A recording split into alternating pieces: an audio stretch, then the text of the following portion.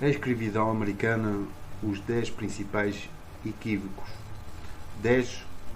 Os escravos do sul da América.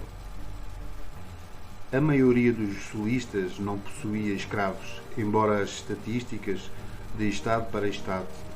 Em 1860, a lista de Mississippi e a Carolina do Sul como os maiores estados da escravidão, com 49% e 46% da população europeia. No entanto, a escravidão foi totalmente integrada à estrutura de poder do Sul. No Texas, a escravidão só foi legal por 20 anos, de 1845 a 1865, mas em 1960, 27% dos texanos tinham um total de 182 mil escravos. Neste curto período de tempo, a escravidão conseguiu se tornar parte da elite governamental do Estado. Ter escravos era um símbolo de riqueza. Escravos vieram de toda a África. Comerciantes de escravos europeus eram homens de negócios. Eles queriam o máximo de produto com o mínimo de esforço. Eles tinham muito pouco interesse em correr o continente inteiro. Tinham a opção de permanecer nos mesmos locais no auge do comércio de escravos. 1 em cada 6 escravos vinham da Senegâmbia, Gâmbia, Guiné-Bissau e Mali. Cerca de um quarto de todos os escravos enviados para os Estados Unidos vieram desta área.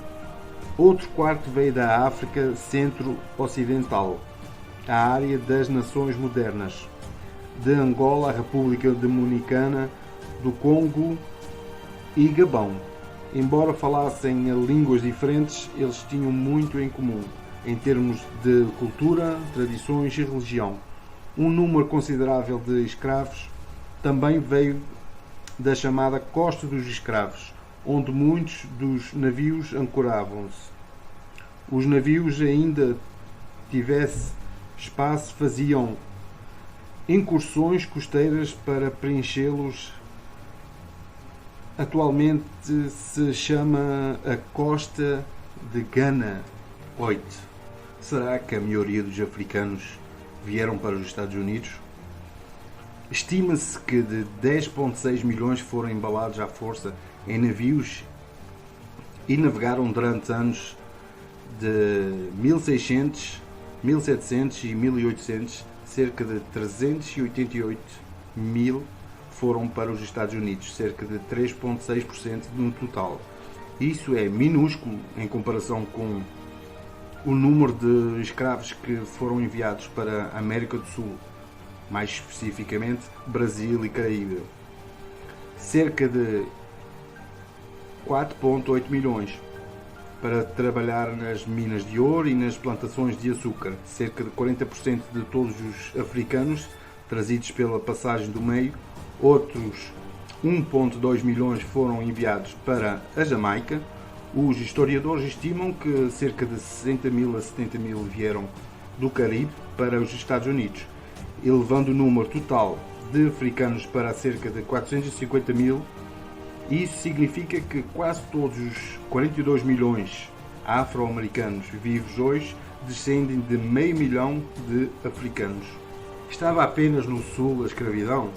Em 1776, a era legal em cada uma das 13 colónias originais, o trabalho escravo foi fundamental para a construção da cidade de Boston.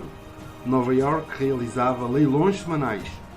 Os escravos trabalhavam como nas docas, em casas e em fazendas. Embora todos os estados do norte tivessem aprovado leis proibindo a escravidão, em 1804 as leis não liberaram instantaneamente todos os escravos do estado.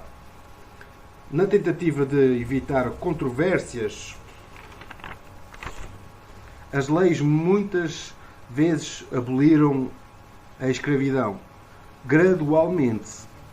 Em Nova York, as leis libertou crianças escravas nascidas depois de 4 de julho de 1799, mas como seria irresponsável libertar um grande número de crianças sem supervisão, elas foram consideradas servas contratadas até atingirem a idade adulta.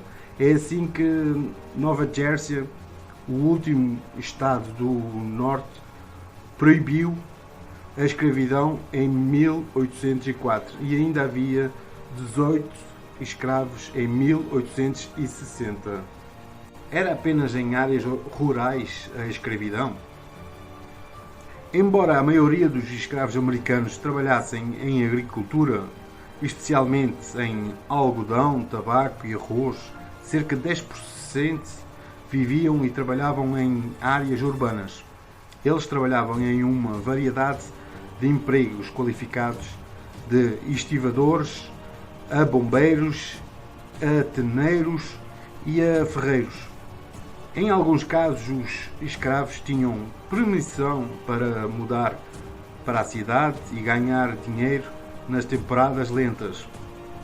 A maioria dos escravos da cidade eram mulheres, desempenhando tarefas domésticas. A indústria madeireira e a indústria de tijolos compravam escravos para compensar os custos trabalhistas. As ferrovias também usavam esse esquema. Havia também escravos municipais, operadores das prefeituras. A cidade de Savannah, por exemplo, na Geórgia, possuía vários escravos para fazer a manutenção das estradas e até possível que operassem parte das prisões locais. 5. Será que os escravos não tinham tempo livre? Dependendo da sua situação, eles tinham períodos variados de tempo livre. Nas plantações de arroz da Carolina do Sul e da Geórgia, cada escravo recebia uma tarefa diária. Quando isso acontecia, eles podiam passar o resto do dia como quisessem. Nas plantações de algodão e tabaco, eles eram deixados por conta própria após o pôr do sol. Alguns proprietários ofereciam os sábados ou o domingo. Os escravos também comemoravam os feriados, especialmente o período entre o Natal e o Ano Novo. Era também uma época popular para casamentos. Alguns proprietários ofereciam presentes anualmente, roupas e até pequenas quantias em dinheiro. 4. Será que os escravos não conseguiam ganhar dinheiro? Alguns proprietários tinham um sistema no qual os escravos podiam fazer trabalhos extras, chamado trabalho excessivo por dinheiro. Pode ser feito pelo seu proprietário ou por outras pessoas da comunidade. Com o seu dinheiro eles compravam comida, utensílios de cozinha, roupa, itens de luxo, como álcool e tabaco. Esse senso de prioridade era necessário para evitar rebelião. Será que os escravos não conseguiam ler? Os proprietários ficavam nervosos com o fato de eles aprenderem a ler. Afinal, a alfabetização faz parte do sucesso da Revolução Escravista do Haiti e da literatura e estava se tornando cada vez mais popular. Como resultado, muitos estados do Sul tornaram ilegal ensinar a escrever e a ler. Isto torna os Estados Unidos o único país do mundo a proibir a educação para escravos. No entanto, muitas pessoas se opuseram à proibição. Por um lado, os proprietários antigovernamentais ficaram furiosos porque os governos estaduais tentaram controlar o que podia fazer ou não com as suas propriedades. As igrejas batistas também desalinharam a lei, uma vez que é fundamental para a sua religião que os membros da igreja possam ler a Bíblia. 2. Será que todos os escravos eram cristãos? Nos anos 1600 e 1700 era considerado antiético um cristão possuir outro cristão. Portanto, os proprietários não apenas desencorajavam seus escravos de se converter, mas fizeram o possível para esconder seu dilema moral. Em 1800 houve uma onda de fervor cristão, conhecida como o Segundo Grande Despertar. As igrejas metodistas e batista começaram a alcançar as pessoas escravizadas, que se converteram em massa. Incapazes de impedir a propagação do cristianismo, eles contrataram pregadores para dar sermões enfatizando passagens do Novo Testamento, especialmente aqueles que os escravos deveriam aceitar a sua posição atribuída e a sua paciência e fé seriam recompensadas no céu. 1. Os escravos perderam a conexão com as suas raízes africanas? A resposta é não.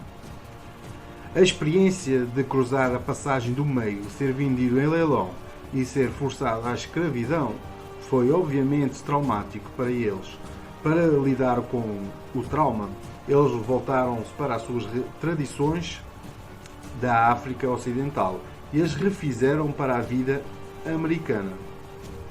Infelizmente, galera, isso é uma história macabra que passou-se pelo mundo e que esperemos que não volte a acontecer. Fique connosco, subscreva